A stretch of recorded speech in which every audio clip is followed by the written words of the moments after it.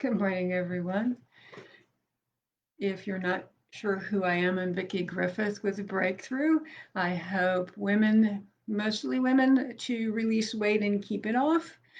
And today I'm going to be sharing with you the things that I quit. And I've released weight, kept it off now for 20 years. And that is what most of us are looking for, because all of us have lost weight before. And we may have kept it off for a little bit, and then some tragedy happens in our life, or just some life experience created the need to use food as comfort again, just like what's happening right now. We are at so many different levels of stress during the whole coronavirus that it's like being on a roller coaster. So one day it's good, and the next day it's not so good, and then all the tension in between that was going on in the country and still is. So those life events have caused many people to start eating emotionally and stress eating, and they weren't even either of those before. For those of us who are already stress eaters and emotional eaters, it's intensified. So the Corona 15 is real. It is real. And here's some things that I quit, and I suggest you quit too to actually release weight and keep it off. So number one, I quit dieting. Now listen to this. It's not that I ate everything I wanted, as much as I wanted, as often as I wanted. I quit going on a diet, a food plan that was specific. Hi, thanks for watching. I quit going on, I've been on everything, right? I've been on the crazy stuff like cottage cheese and ketchup, disgusting, right? And I've been on the, excuse the dogs in the background. We have some visitors this morning. So, and I also quit the national brands. I've done them all. I have succeeded at all of them, and I've always gained the weight back. So I stopped doing that because that was consistent through all of my weight loss. I went on a diet. Now, the reality of the definition of the word diet, the Greek meaning is it's just a way of life. So really, the way you are eating right now is your diet. It's your way of life. And you can change that.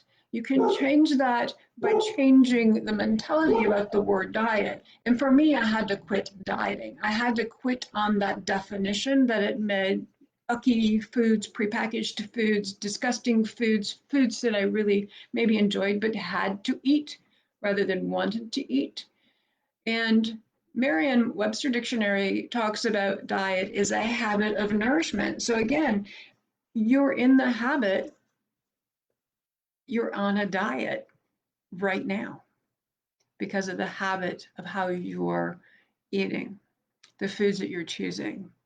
So I quit defining diet as horrific for me, that time consuming, that it was outside of my normal. And I started eating smaller portions of what I absolutely love and was not willing to give up one more time. So that meant eating kids' meals in fast food restaurants, which I ate every weekday at that time, and it nourished me in some bizarre way, which I had to be okay with and continue to eat those foods when just prior to that, I would have gone in and eaten the value meal and maybe an extra fry. I've actually driven through fast food drive-throughs and ordered enough for a family and ate it all before I got home. So I have had those experiences, and I knew I needed to change the on and off a diet. You are already habitually nourishing yourself with different types of food, and you are on a diet, whether you want to think of it or not as that way. But I had to give up, I had to quit the mentality of what a diet meant to me so that I could actually release the weight and keep it off. I had to quit seeing myself in a failure at weight loss. Many of my clients come to me and they are very successful people, but it's like everything in my life I'm successful at except this one thing, and I don't get it.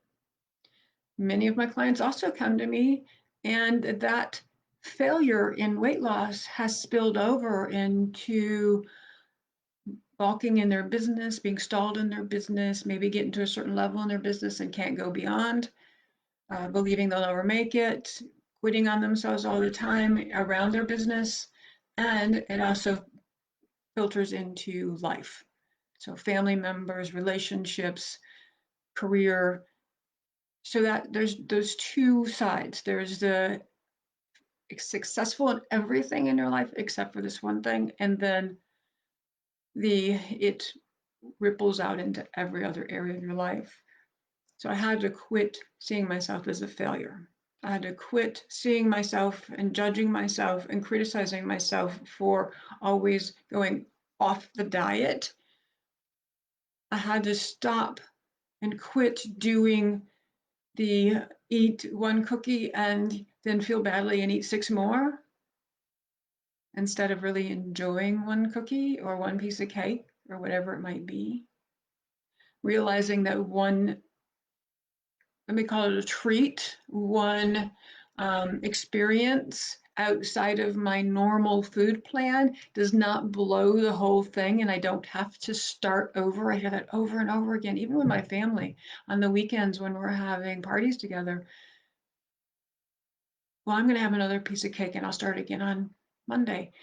There's no starting again on Monday. So what? You had an extra piece of cake. Or you spent 5 days on vacation and you ate nothing on your food plan. It's unrealistic to think that you would. If I go to another country, I'm going to explore their foods that may not be on my food plan. And I guarantee you, I'll probably put on a few pounds. And when I get back, I'll just go back to my normal habit of eating and the weight will disappear. That's reality in life. When you get to your goal weight, you have to quit the idea that everything's going to be perfect, that you're going to feel perfect, that you're going to feel totally in control. Hey, I was thinking about you today. Come in. Thanks for coming in.